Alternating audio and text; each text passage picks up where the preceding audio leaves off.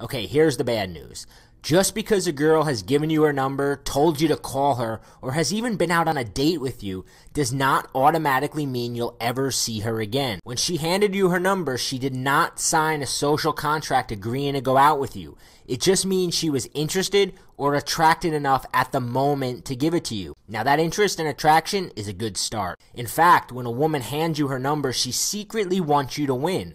She wants you to seduce her. She's hoping you won't mess things up and has probably already imagined being with you. Just don't make the fatal mistake of thinking that once a woman gives you her number, it's game over, you win, because the game is actually just beginning. In fact, there's a window of opportunity that begins closing the minute she gives you her number. Yes, she was interested or attracted enough to give it to you, but time is ticking like sand running through the hourglass. Here's why. Women expect things to happen quick when there's chemistry. They expect to get swept away. So the longer it takes to get her out, the more she starts thinking that there must not be anything there. She'll even begin to backward rationalize and start finding reasons you're not worth meeting up with. And she starts getting annoyed at even the slightest mistakes, like sending texts that come on too strong or appear needy, sending her lame, boring, just another average guy texts, or trying to send her something witty that she just doesn't get. This is when she seems to go from hot to cold very quickly, losing interest and fizzling out. As the window's closing, all the time texting back and forth is murdering your chances. In fact,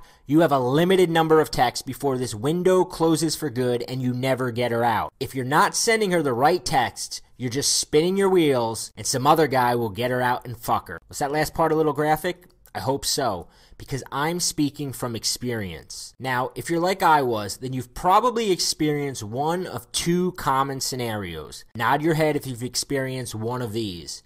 The first I call the Cinderella effect. You meet a girl at a bar or party and she's totally into you and seems like a total sweetheart the night you met. Maybe even start imagining a relationship with her, planning future dates in your mind, even bragging about her to your friends. Embarrassing, huh? But when you try to contact her afterwards, she turns into something else. Whether she turns mean, cold, disinterested, or just non-responsive, she's displaying the Cinderella effect. And it feels downright humiliating when she doesn't respond, pulling your phone out of your pocket every 5 minutes, checking to see if you missed her message. You can almost imagine her laughing about your text with her friends, or the guy she's in bed with. And then it's like she disappears off the face of the earth, and you can't figure out where you messed up or what went wrong. And the weird thing is, this is actually almost better than the next scenario, because at least there you can take a hint and move on. Scenario 2 I call the texting goofball. This is where you turn into a one-trick pony, always trying too hard to make her laugh and entertain her. You think you're really getting somewhere. She seems to LOL at everything you write, even sends you random texts asking how you are. Then days,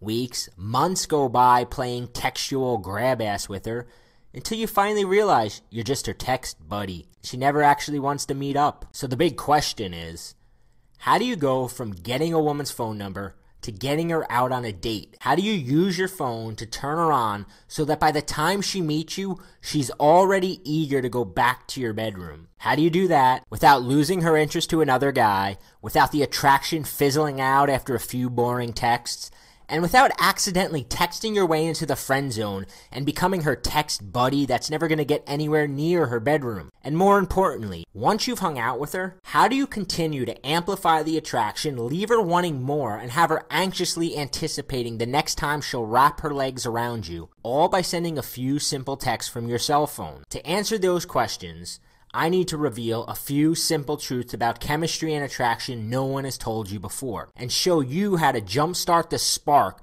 that takes a woman who's lukewarm, indifferent, or even losing interest and suddenly has her eager to spend time with you. Remember how I told you the window of opportunity is quickly closing? The reason the window of opportunity is closing is because the emotion she felt towards you's fading and you're losing her attention. Critical point number 1. Emotions equal attention. Anytime you create an emotional state in a woman, you momentarily have her attention, and the window opens back up. It gets even better. Emotions also act as an attraction anchor and reignite the original attraction she felt, even if it's already started to slip away. Have you ever had a song start playing on the radio and bring back a flood of emotions, and suddenly that song has every ounce of your attention? Now, if you sent her an emotional text, then anytime she pulls out her phone, you can get that same exact reaction. When a woman decides that she wants to meet up for a date, text you naked pictures of herself, or just come over for some fun,